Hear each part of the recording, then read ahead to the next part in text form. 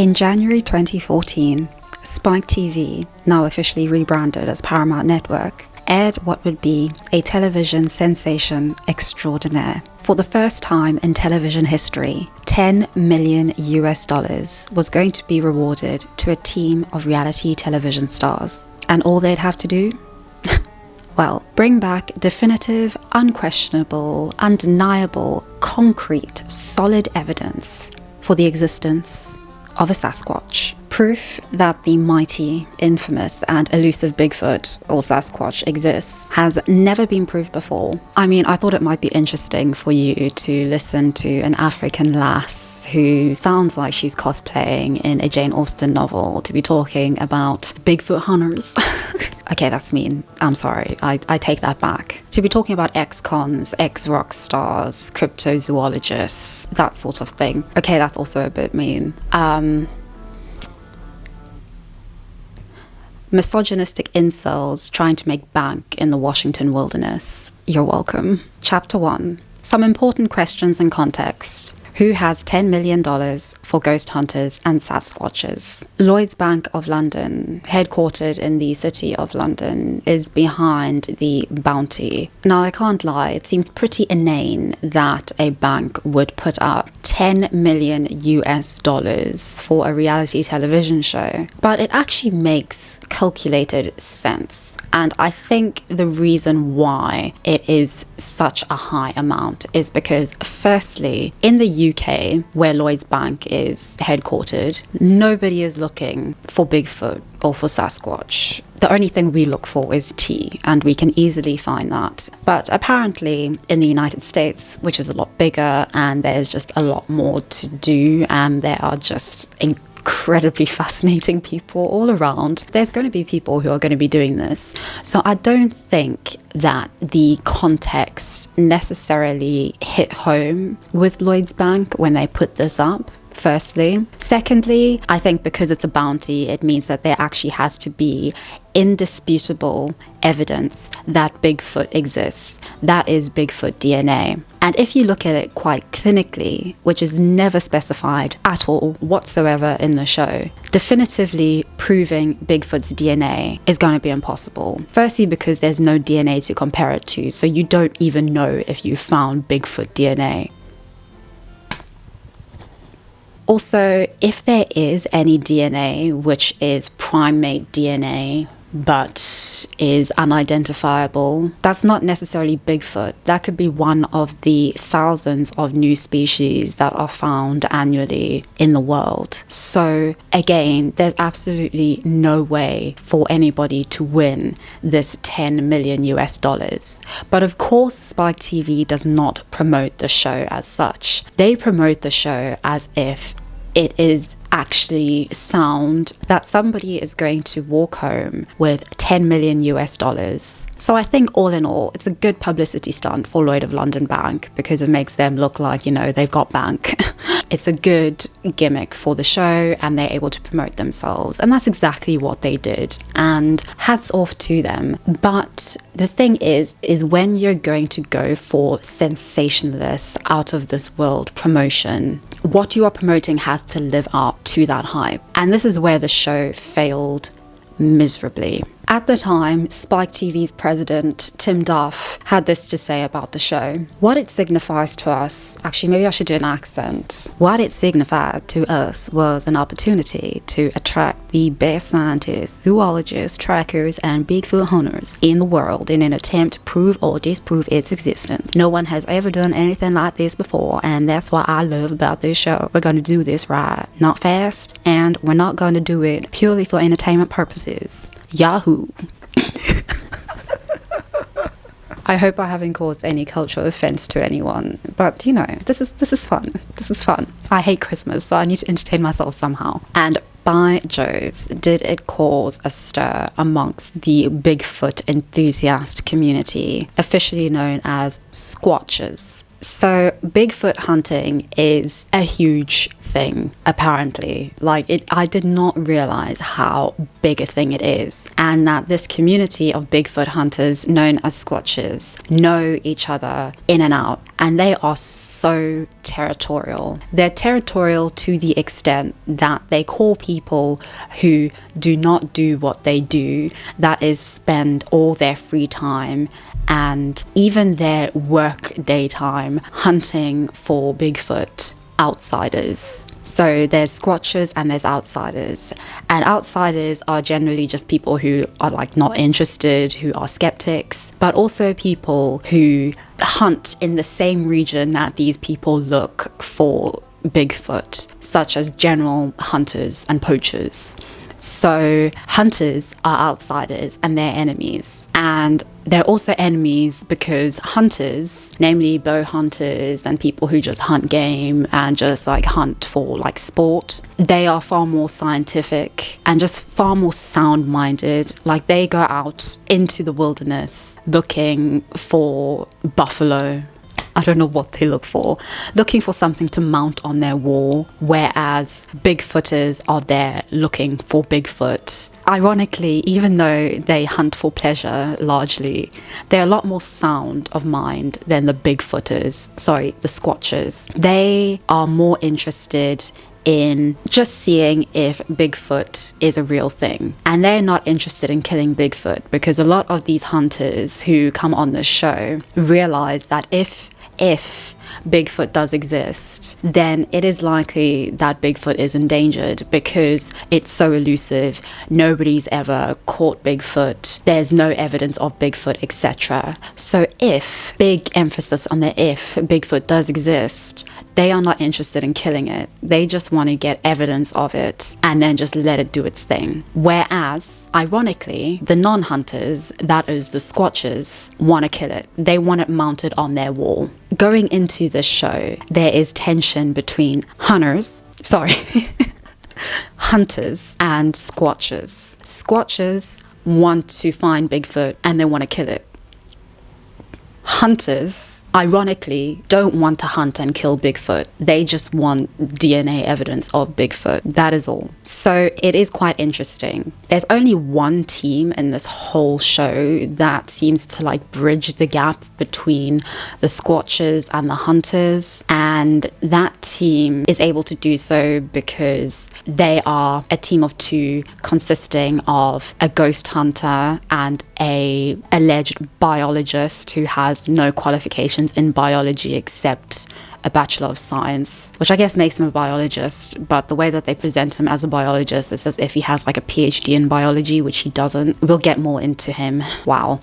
And that is sort of the premise of the show. Chapter 2, the academics and judges. Now, why I was drawn to this show initially was because it was the first reality television show that I saw which featured academics.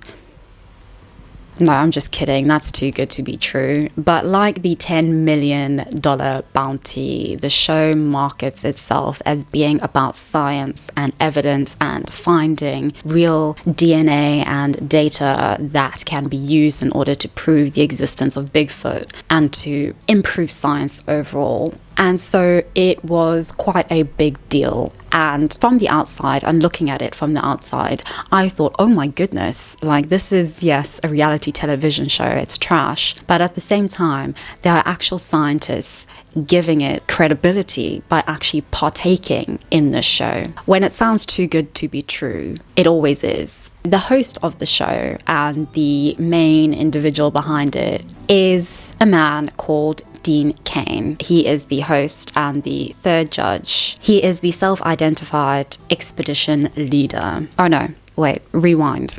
Before all that, Dean is an actor, a television producer, presenter, a former professional football player, and reality star. He is most well known for playing the role of Superman or Ken Clark in the television series Lois and Clark, The New Adventures of Superman, which aired from 1993 to 97. He was also the host of Ripley's Believe It or Not in 2000 to 2003. Some fun facts. In high school, he was classmates with Charlie Sheen and they played on the same baseball team as well. He also went to Princeton, and at Princeton he was a footballer and he dated Brooke Shields. He's also been elected to the board of directors of the NFA. He endorsed President Donald Trump's presidency and re-election, and he's pretty leftist when it comes to everything from marijuana to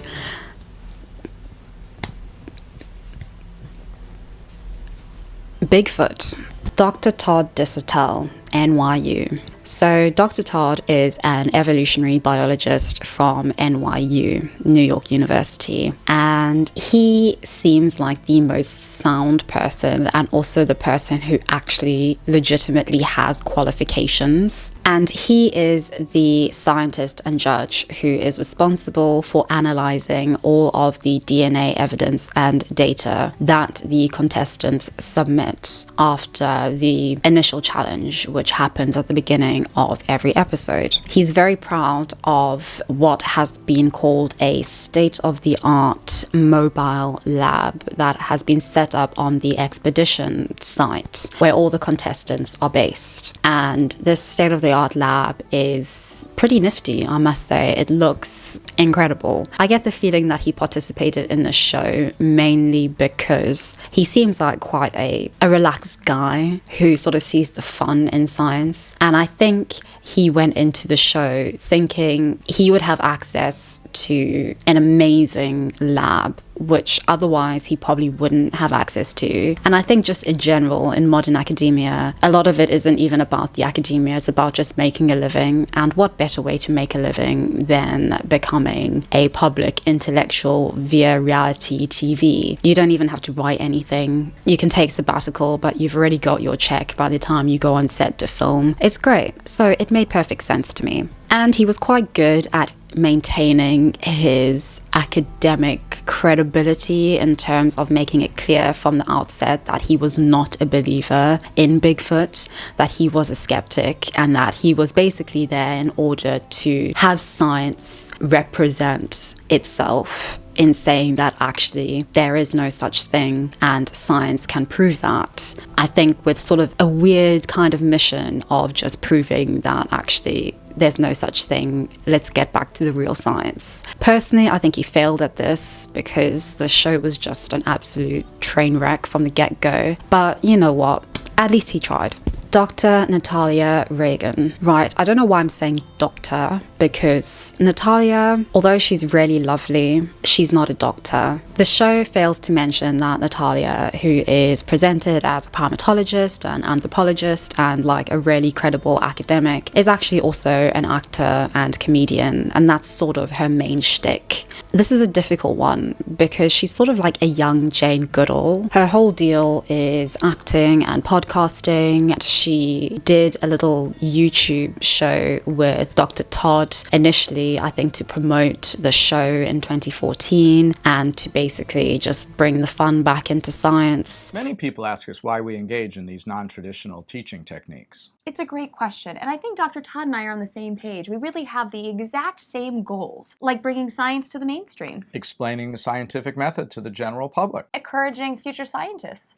Turning water into beer. Well, okay, maybe not the exact same goals, but we are very serious about bringing the fascinating world of science to the public without boring you all to tears. So if using entertainment, whether it's a search for mythical monsters or explaining the titillating evolution of boobs allows the general public to better understand science, we think we've done our job as educators. I think the great thing about Natalia is that she is a lot more open to the possibility of Bigfoot being real because she's really interested in finding new species of primates, and I think that that's quite a nice counterbalance between Dr. Todd and Dean, who's obviously just there to make money and be famous. Now, it becomes clear during the 8 episodes of the whole season that Natalia becomes increasingly more disenchanted, and I think this is because I have a hunch that she did not realize what she was getting herself into. I believe that she thought that this was going to be a credible show and that the show was going to be about science and not just sensationalism, and that these contestants would take it seriously because these contestants would have experience and they would know what they were doing. And it becomes quite clear that these contestants have absolutely no idea what they're doing. You can see her expression just becoming more and more somber during all the shows. And as the sexism comes out, you can just see that she just does not want to be there. So that's quite sad to see. Those are our judges. And, you know, they were quite good. They were good at what they did, and they worked well with what they had. Chapter 3, The Hunters and Squatchers. So the show starts off with 9 teams of 2. And let's just say that they are something.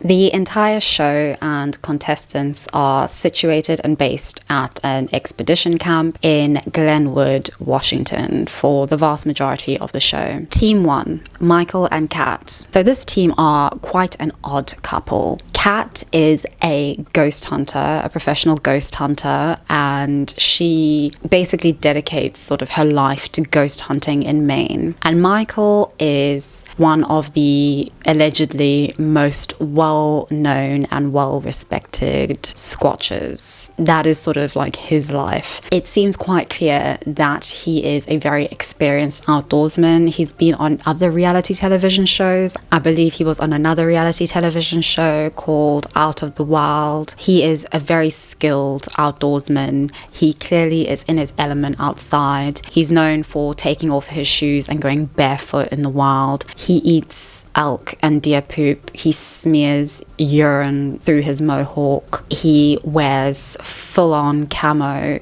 He is very happy just living in the outdoors. From the outset, it's quite clear that he is the main competition, and it's also quite clear that Kat is very different to him. She's used to the outdoors, but she's far more sound of mind, let's say. Kat clearly takes ghost hunting seriously, so she's very good at like hearing weird things. She's very open to seeing Bigfoot, and in one episode she actually does see Bigfoot in a cow field.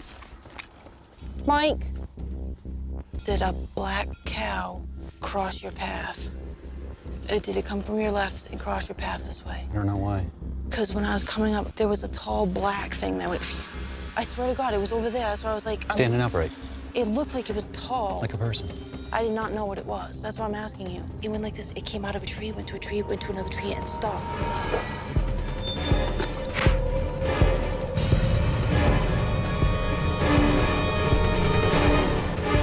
Mike. So, you know, it's great. Contestants number 2, Dax and Richter. Now, I only really mention Dax and Richter because they are just so different from everyone else. They are very amateur hunters, and they even call themselves city boys. They clearly don't know what they are doing, and I think that they were just brought into the show for entertainment value because they are quite out of their element going into the wild, literally. The only reason why they're there is because Dax or Richter, I'm not sure which one, but one of them saw Bigfoot 25 years ago. I think they're trying to like relive the glory days, going through a bit of a midlife crisis, that sort of thing. But they are clearly out of their element. But they're good entertainment. There's a lot of falling into streams. Contestants number 3, Justin and Ro. A lot of the contestants are scared of Justin because he claims to have killed Bigfoot. Actually, I lie. He claims to have killed 2 big feet, the plural of Bigfoot. A mama Bigfoot and a baby Bigfoot. I'm the only person that touched one. These things are flesh and blood. They're real. I'm here to show the world that I'm telling the truth. I've shot and killed 2 of them. I was bear hunting. I was with my buddy. We're out there. It's just a normal day. And we saw something. So I shot it. And we look over and we see 2 little ones, maybe about yay high. I decided that I was going to kill one of the little ones, just for proof. So I shot it in the neck. Didn't die right away, but it died. I would never contemplate doing what he did to a species that might be threatened or endangered. I choked it to death. And this is quite concerning because, firstly, he claims that this Bigfoot or big feet that he killed, he sent off their DNA to a lab and the evidence came back as feral human. So this is basically a camera confession that he has killed 2 people because, as the judges make clear to him, there's no way that you can tell that somebody is feral by their DNA, only that they are human.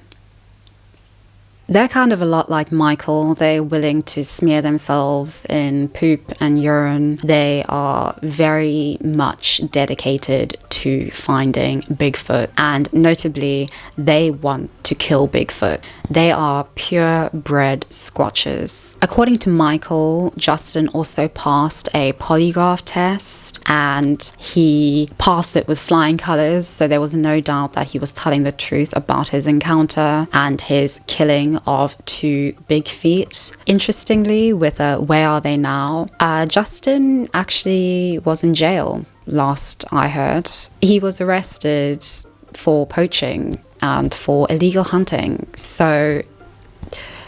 And what Justin and Roe are known for is bringing in Sasquatch shit as DNA evidence during every single challenge. That's sort of the only DNA that they ever bring in. They just bring in poop. That's all they bring in. Every single time, that is their go-to. What the is that? Are you kidding me? Are you kidding me? It's what I've always described. Would you say that this is Sasquatch? With 100% certainty, this is Sasquatch.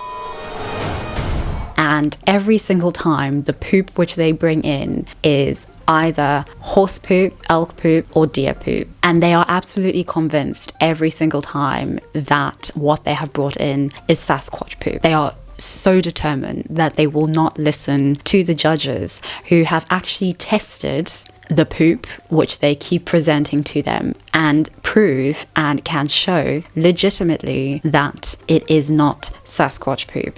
Contestants number 4, Donnie and Donnell. Now, of all the contestants, I'd say that I like Donnie and Donnell the best. They are the only father and son team. They're also the only ethnic minority team from a black background, so that's quite nice to see some representation in reality television where there usually isn't any. They are hunters, but they are very much open to the possibility of finding Bigfoot, and they seem to be there in order to just broaden their experience in hunting. They also have quite a nice ethical tone to them in the way that they are quite horrified when they hear that Justin killed 2 big feet, and they're the hunters because they do believe that Bigfoot, if it does exist, is an endangered species, and so they wouldn't kill it. Team 5, Travis and January. Now, this couple are probably the sanest contestants in the whole competition. They are very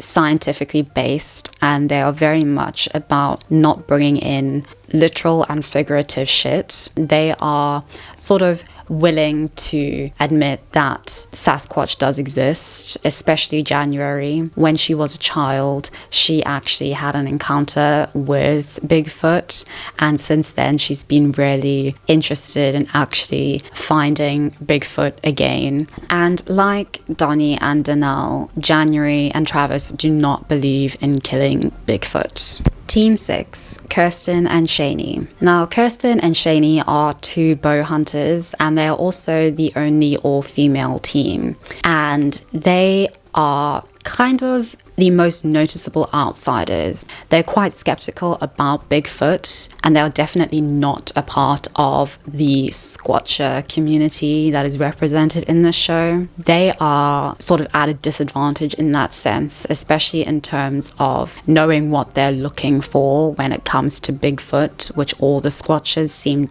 to know. But of all the teams, they are treated absolutely horrendously, and this just shows the absolute sexism of this show and what this show fosters. But I will get to that later, so stay tuned because that is just a whole thing. I think as the show goes on, the production team realize that they're not just stupid bitchy girls, which is how they present them in the first half of the show, very much as just being these two bow hunters who are quite timid, who sort of fall over and hurt themselves and can't really do anything and don't really know anything except how to use a bow. Team 7, Stacy and Dave. Now, of all the teams on the show, I dislike these two most, especially Stacy. So these two outdoorsmen are very good outdoorsmen, I will not lie. They're brilliant at what they do, but all I can really say for them in terms of being human beings is that they are misogynistic incels. If there's Sasquatch in the area, we should be able to get them on film with the bait. We won't use the girls for bait from day one. We're thinking with our heads and not our wieners. It's a good advantage to have females in the field, especially around a campfire. You just get them talking to each other and getting loud. That draws in the Sasquatch. They don't know it, but Bigfoot ain't nothing but a hairy ho woods pimp. And so we needed some hoes out there, and that's what we did. It seems quite clear to me that they have channeled their social isolation and their largely sexual frustration into this quest to find Bigfoot, and that they will do anything to do so, and that their judgment is just so clouded by this mission that anything that gets in their way is seen as absolute and utter trash and just not worth not only their time but even like existence. They also have a huge problem with women of any kind. They cannot stand girls, or as they call them, bait and hose. They have no time for women. They think that they are weak, that they are only relevant to being on the show because they can be put up as bait for Bigfoot, because according to them, Bigfoot is drawn to the weaker sex and to females. You did actually ask Kirsten and Shady to come and be your quote-unquote bait. Well, I asked them both if they were on the rag, but they weren't. Aren't you charming? Okay, well, Stacey. They also have huge egos, like huge egos. I mean, most of the all-male teams there have huge egos, but theirs sort of just are the reason why we do not have an ozone layer intact anymore. Stacy quit his rock band to do this. He sold his truck. He likes to make known that he's going to be in the history books. He's insufferable. Would we have it any other way on a show about Bigfoot and winning $10 million? I mean, honestly. One thing that I find really irksome about them is that they're quite willing to sabotage potential evidence and findings of Bigfoot in order to get ahead of the other teams, which sort of contradicts everything which they allegedly stand for as pure-blooded squatchers who want to find Bigfoot and prove that Bigfoot exists. Why would you sabotage evidence, potential evidence of Bigfoot, just because you don't want other people to get anywhere near it? And you don't know if what you've sampled from that pool of evidence is actually sound or credible, and you could have destroyed that which is. It just doesn't really make sense. But obviously to them, everything that they do makes perfect sense, and they are always right, and everybody else is always wrong, and girls know. But I mean, I don't know, I'm just a girl. Team 8, Matthew and Julie. So apparently these two are friends, and they're also wildlife photographers. I say friends in parentheses because there's absolutely no positive interaction between them, and their relationship, whatever it is incredibly toxic and incredibly sexist. Matthew thinks that he knows everything. He thinks that he is a lot better than Julie, and at the same time, Julie Julie doesn't seem to appreciate the importance of teamwork and sort of is just going on her own mission. She's very spiritual and very in tune with trying to sort of bring spirituality into the environment, trying to, as Matthew called it, be at one with Mother Nature, which he is not interested in being at one with Mother Nature at all. He just wants to find Bigfoot and be a man. It's clear that he thinks that Julie is holding him back and that he sort of wants to be an alpha male and one with the boys. So it tickles me a bit when Julie brings out this sheet which she's rubbed all over her horse back home because she thinks that the Sasquatch is going to smell the scent of her horse, or brings out a recording of whale mating sounds because obviously Bigfoot is going to be attracted to the sound of whales mating. Bigfoot has explored the northern Pacific here, the whales would do sounds that they have heard at times. We gotta put some marshmallows out. You want to leave them marshmallows? Yeah, be about the only sweet thing you would ever do for Bigfoot, so let's do it now. These things smell delicious. Julie's got some pretty crazy ideas. I came out here to hunt Bigfoot, not do all this spiritual crap.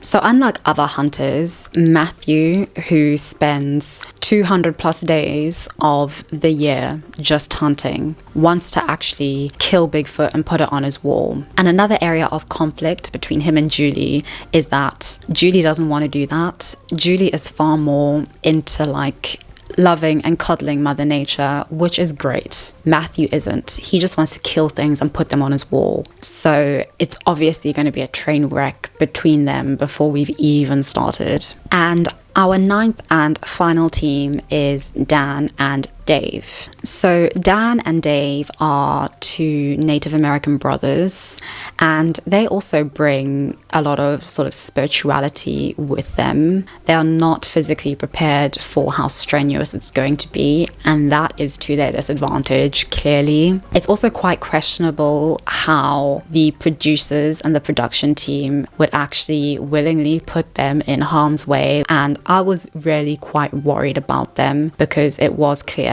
that they were just quite out of their element and that it was quite dangerous for them to actually be out there in the scorching heat for hours and overnight, trekking. An ambulance had to be called out on one occasion for one of the brothers, and that was quite worrying. So initially, when we consider all the hunters and squatchers, it's clear that there is a divide between the squatchers and the hunters, and that the squatchers are very intent, at least at first, in forming an alliance against the hunters. I don't really know what the point in forming alliances was. I get forming alliances when it comes to reality television shows such as Survivor, where all the contestants participate and partake in the elimination of other contestants. But in this show, it is only the 3 judges who are responsible for eliminating one pair. So the contestants have absolutely no say in it. So why are alliances being made? And also, it's the judges who determine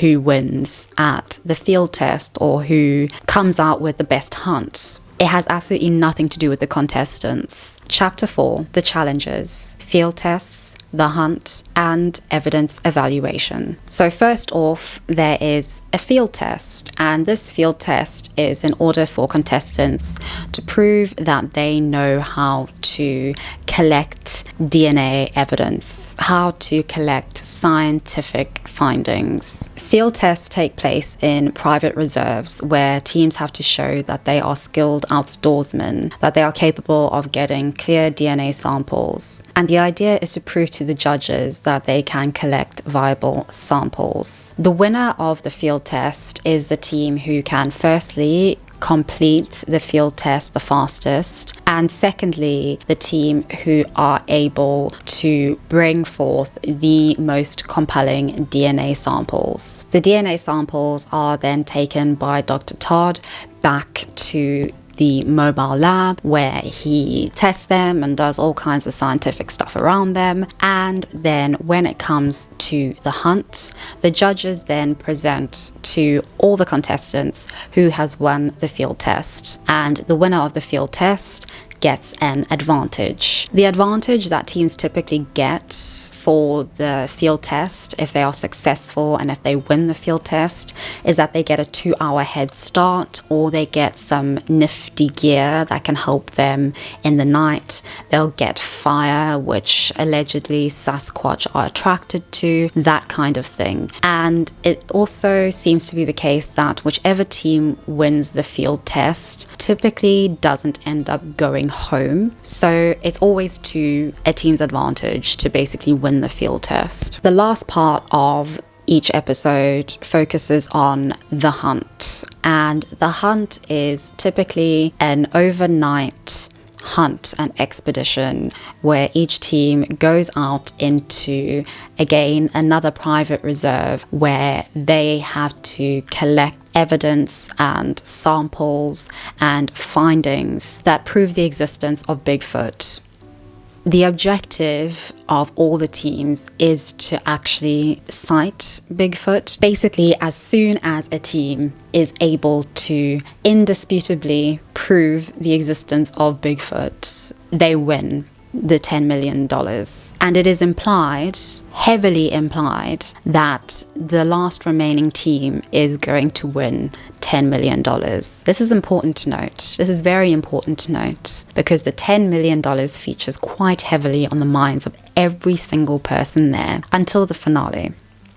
After the hunt, all the teams then have to go through the evidence review / elimination, which is when the judges present to all of the teams who brought back the best evidence and the best DNA samples from the hunt. The 3 teams who present the most unconvincing evidence are then brought back out to the campfire where an elimination is held, and one of the teams is eliminated after they try to defend their evidence. In defending their evidence, the contestants have to convince the judges that their DNA samples at least prove the potential whereabouts of Bigfoot. So a lot of this is theorizing, but it has to at least theoretically be convincing.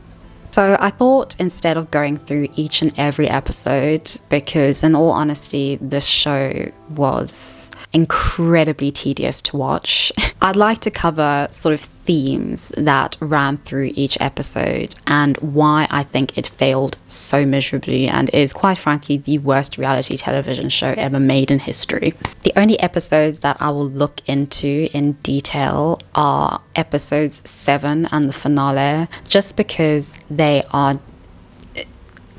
bizarre. So there are many reasons why I think this show just misses the mark, particularly in that it wants to firstly mirror Survivor in its aesthetic, in its vibe, in its entire concept, I feel, but it sort of fails because it tries to bring in elements of Survivor, elements of The Amazing Race, elements of Fear Factor, and I think at the same time the producers, namely Spike TV, were out of their element with this. I think on paper this sounds like a really good idea and something that could be really juicy and spicy, but it really wasn't, because hunting for something that doesn't exist is going to literally just be episodes of following people into the wilderness looking for a ghost, and that is what actually happens. Sort of at the end of every episode, it is just a review of poop. That is literally all that is ever bought. Poop and hairs found in poop, nothing more, nothing less, just poop. It looks so stupid and it's just so boring and so tedious. And I think the producers could see this going forward. I don't think they realized, because it is quite clear that they didn't really have the scientific knowledge behind them, which I think they were trying to promote. And the only real scientific expert there was Dr. Todd, and he was not impressed. And him not being impressed just made the contestants, especially the Squatchers, even more adamant that they were right. And so they just kept bringing him poop. Justin and Roe, please step forward. What evidence did you submit? We did collect 2 scat samples. Why did you collect those? I'm very familiar with what Bigfoot looks like. I've killed big feet in the past. Did you do a dissection? Of the big feet? Yeah. There was only one individual that I held close and looked at, and I did see fecal matter. Often when you dispatch them, they will soil themselves. What kind of material was in it? What shape was that? I didn't examine what was in it. It's too fresh to tell. That's the best time. That's the exactly best time to see what's in it. How can you say that you didn't examine it when you're saying that, no, this is definitely Bigfoot? I saw what it looked like, and what I brought in was similar to that. All right, hunters. And in order to compensate for how boring these episodes were, the production team seemed very intent on just hyping everything up, everything. And this was done with the music that was played, the very, very suspenseful, dark, heart-beating, 180 BPM music that was playing over every little thing. And it's just that all of the episodes follow this format of just building this unrealistic suspense about absolutely nothing, and then having to try and convince everybody there that this is big stuff, because otherwise they don't have a show. It's right there. It's right there. What'd you see? I just saw a deer. It was dark. It wasn't it wasn't light colored deer. It was a dark colored deer that had black markings on it. I definitely didn't get the shot. I would be shocked if I got the shot. I wanted to set the camera here anyways. That deer must have crossed. All right, do your thing. That was our chance. I'm bumming because it could have been the money shot.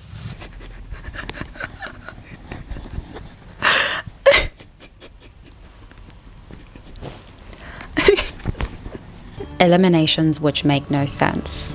There were several eliminations which made absolutely no sense. And I think my top 2 eliminations which made no sense were the elimination of Travis and January in episode 1 and the elimination of Shani and Kirsten in episode 7. So in episode 1, all the teams after the field test went on their hunt. And this was an overnight hunt, and the idea is for all the teams to bring back evidence of Bigfoot, or at least of Bigfoot's whereabouts. Basically, every single team brought back evidence except Travis and January. And when it came to presenting and convincing the judges about the evidence which they'd brought with them, they had absolutely nothing to show.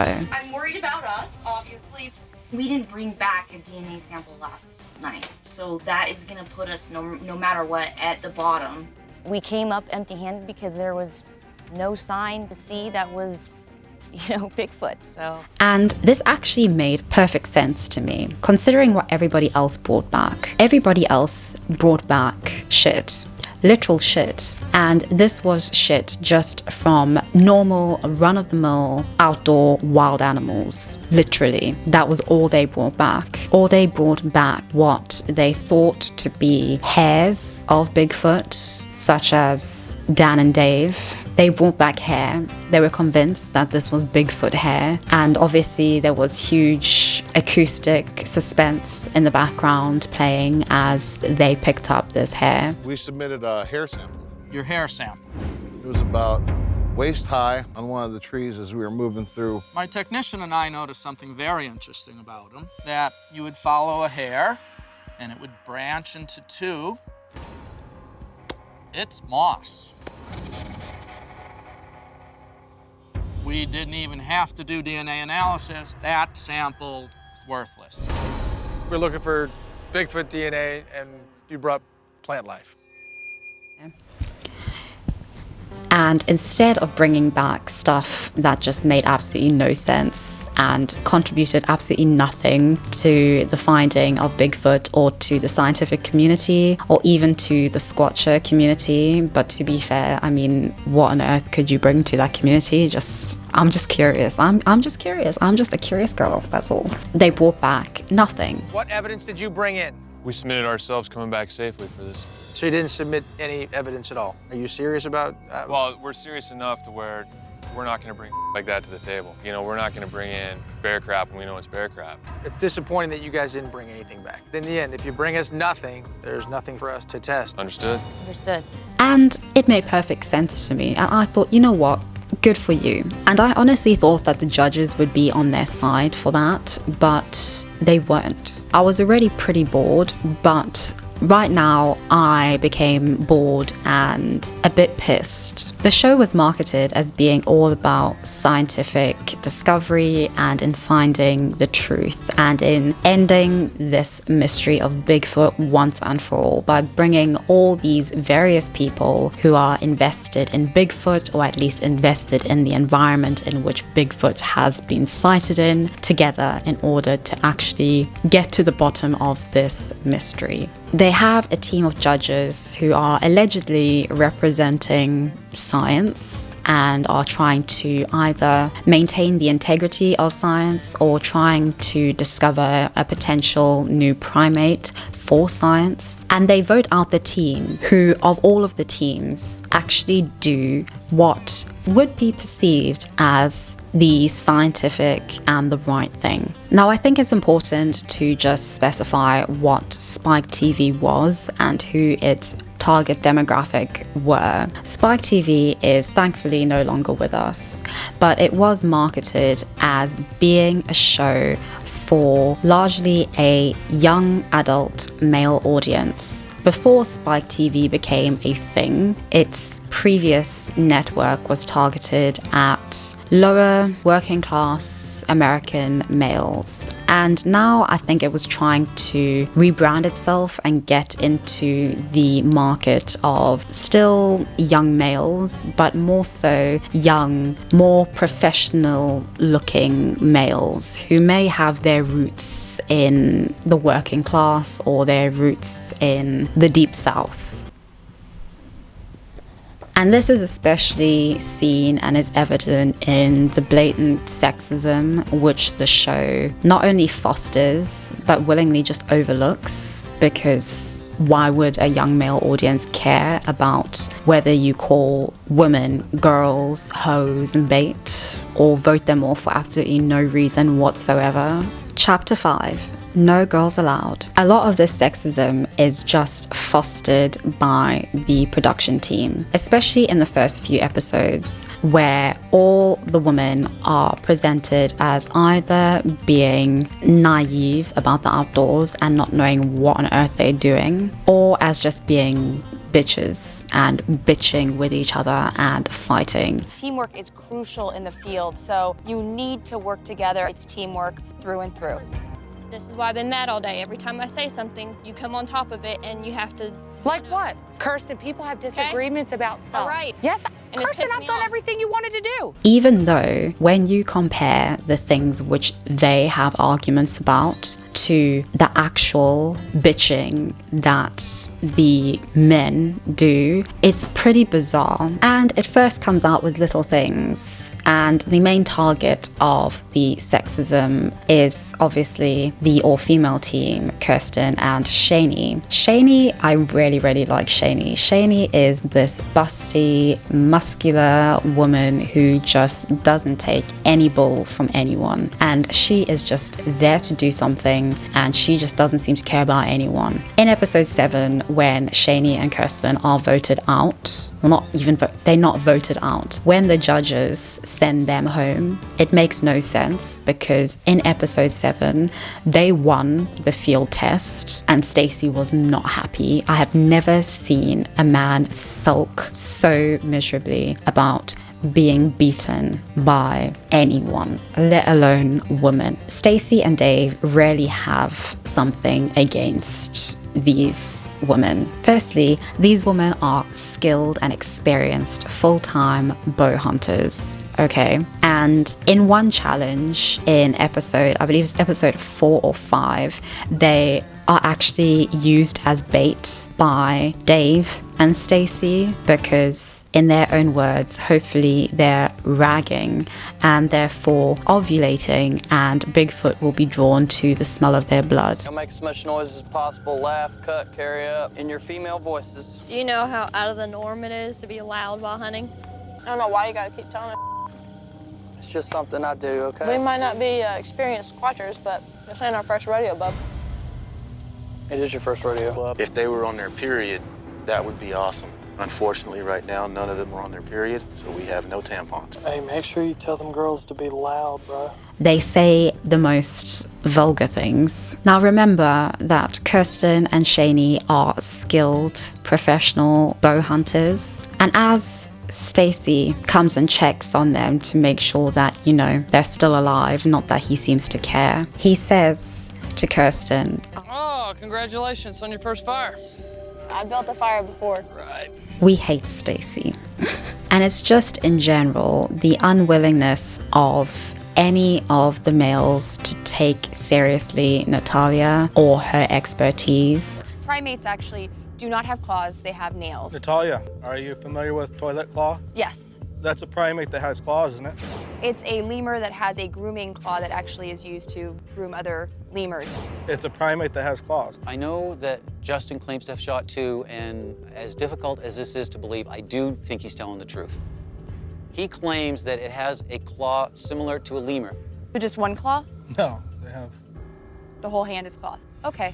The sexism that just shone throughout this show was incredible. I cannot believe it aired. And at the same time, the females are presented as being quite stupid and ditzy and very spiritual and like one with nature, and that this is just to their disadvantage. When on the other hand, the men literally do the exact same things and worse. Dan and Dave, every single night hunt, stop for hours to burn sweetgrass, and some of the other male contestants like Dax and Richter join them in order to burn this sweetgrass because it brings positive vibes and good energy to them, and thus will make them successful in hunting Bigfoot, and is allegedly going to draw Bigfoot to them because Dan and Dave believe that Bigfoot is a spiritual being and therefore will be drawn to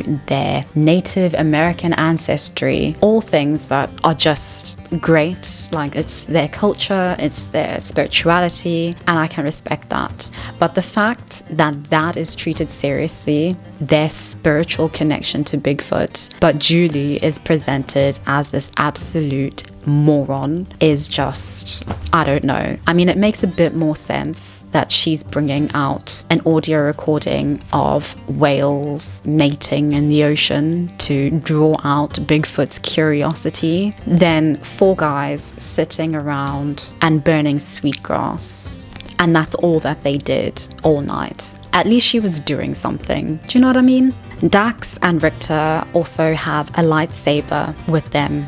Yes, an actual lightsaber from a Star Wars convention that they bring out into the wild because they believe that their lightsaber is going to attract the curiosity of Bigfoot. And this is taken so seriously, so seriously. How on earth do lightsaber wielding city boys make it further in a competition than actual skilled hunters who know about evidence and know about hunting? I don't know. But apparently this is all about finding Bigfoot and maintaining or increasing the credibility of science. And also at all the evidence reviews, whenever any of the females question or state their opinion about another team's evidence, they are immediately shut down for no reason whatsoever except for having an opinion. And this gets very heated in episode 7 and was just so disgusting on all levels.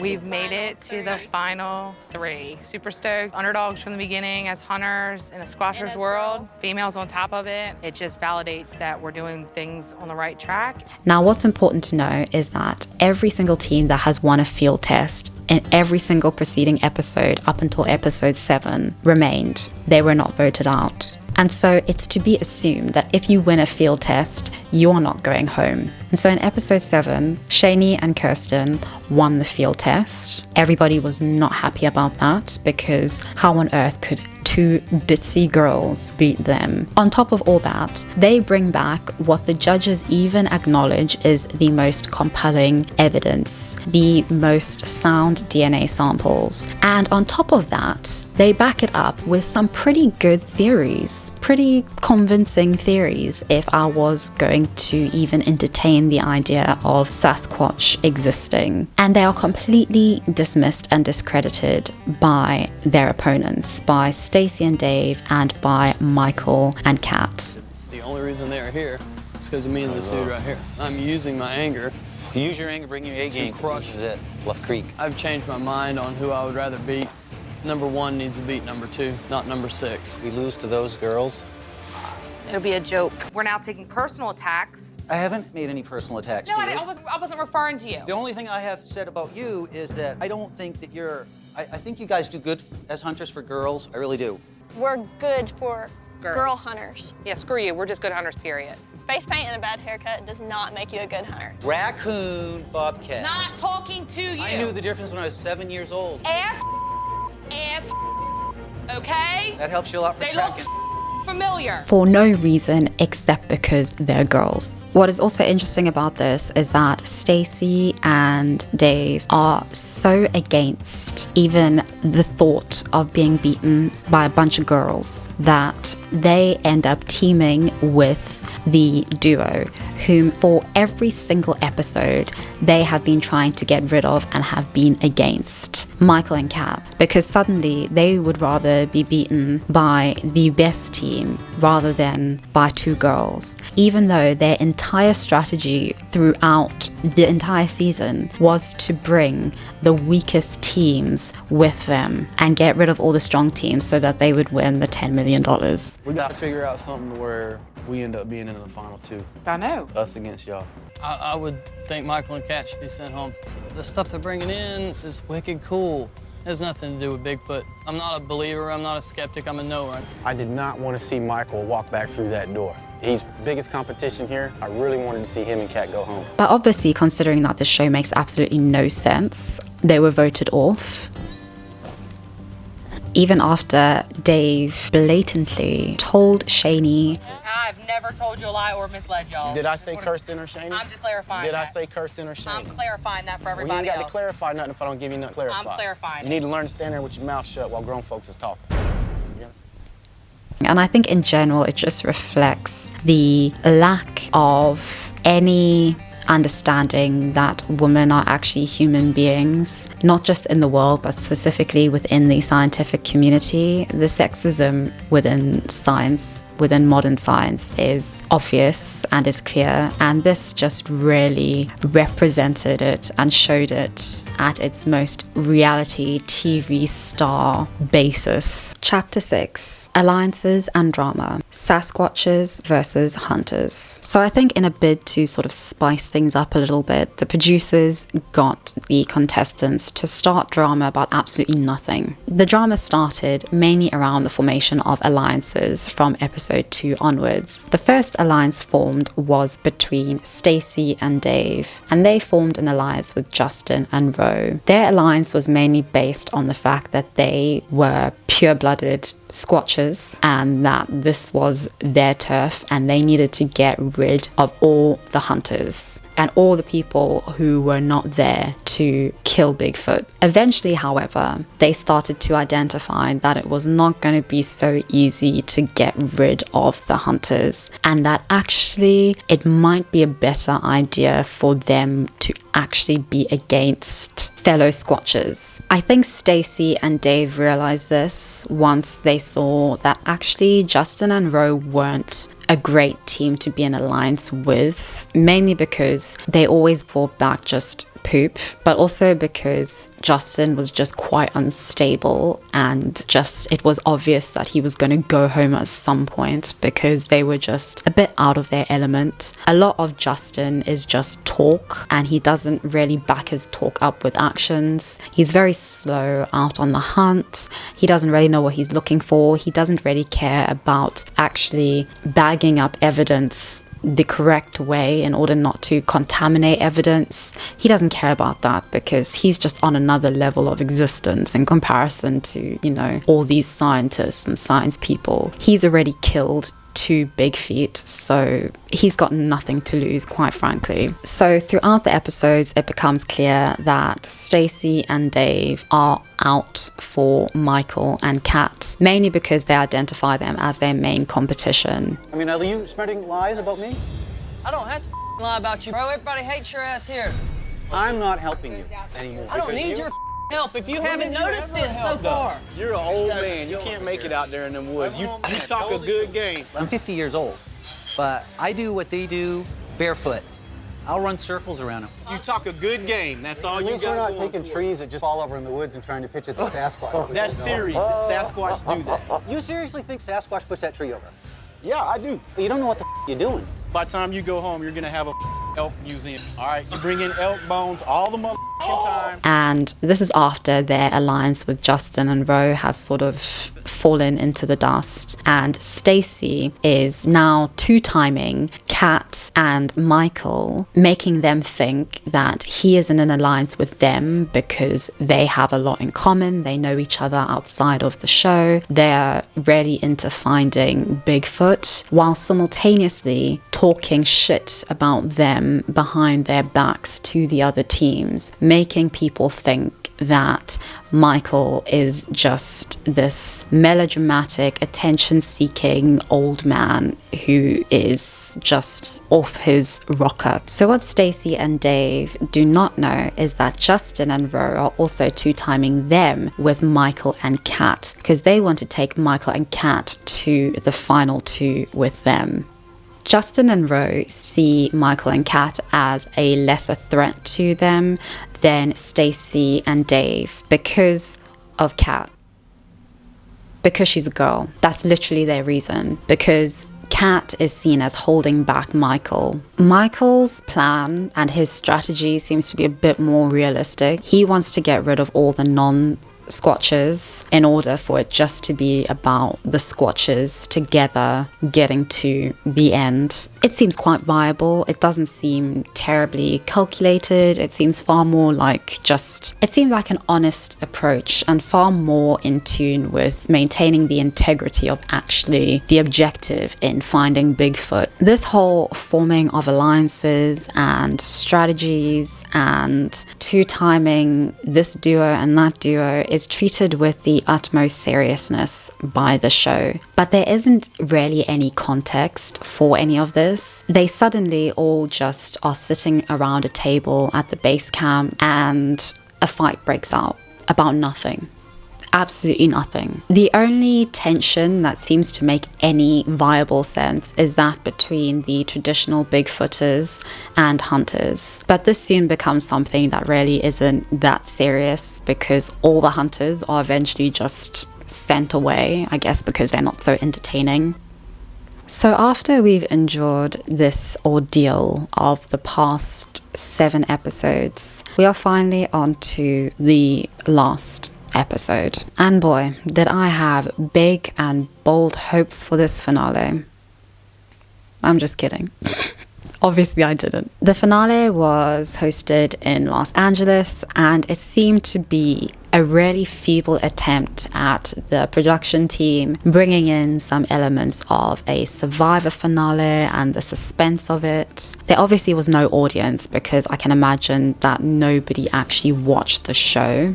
Obviously they do not vote for who they think should win of the final 2 teams, who are regrettably Stacy and Dave, and on the other hand Kat and Michael. But I think what everybody is there for and what everybody is excited about is the $10 million that somebody is going to win, because Obviously, that's why everybody's there. That's why we're all there, to see who of these 4 crazy, loony squatchers is going to become a multi-millionaire.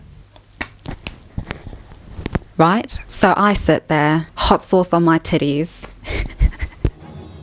Of all the samples, 2 contain primate DNA. 1 from each team. Stacy and Dave, the hair you submitted had primate sequence. Michael and Kat, the mosquito you submitted had primate DNA.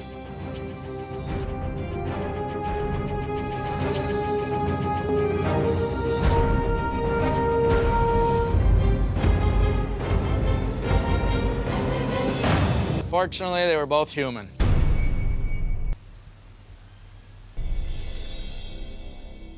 So the $10 million bounty is going to remain unclaimed.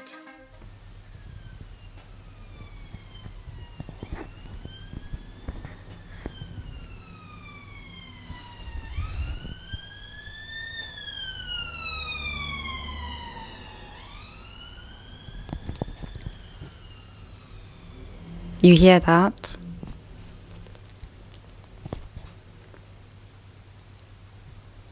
That's the aftermath of what I did to the production team of this show.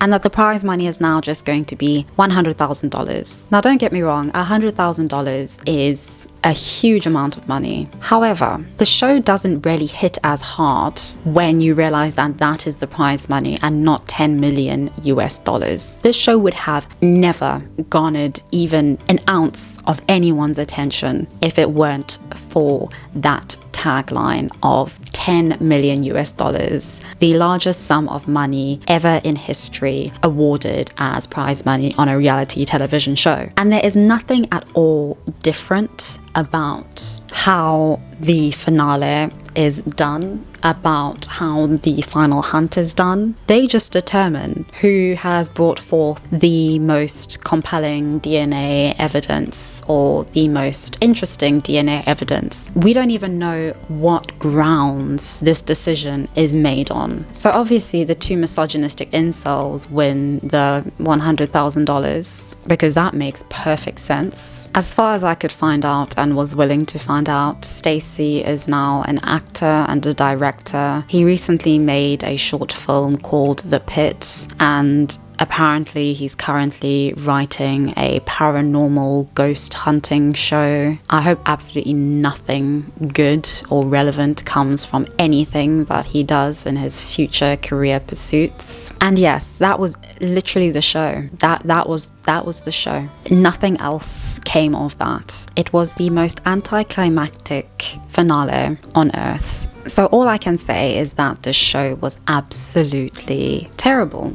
And quite frankly, the worst reality television series I have ever watched. Not that I've watched many, but in terms of the questionable ethics of the show, the absolute blatant sexism, the promotion of $10 million bounty, that it was inferred and heavily presented as somebody likely winning, not at all being the case, was just bizarre. The very immature, completely unconvincing, stupid alliances created between different teams, the drama, the presentation of women as nothing but bait and hose is just an absolute farce. And it makes perfect sense to me why Bigfoot has not been found. Bigfoot is hiding for dear life against the stupidity, immaturity, misogyny, and absolute disrespect of nature that humans just embody. And I'm so glad that they didn't find Bigfoot or any real, genuine, convincing sign of Bigfoot's existence and whereabouts. Bigfoot, if you can hear this and if you are out there, please take this message to note. Stay hidden, never come out, because this is the kind of thing that you will be subjecting yourself and your young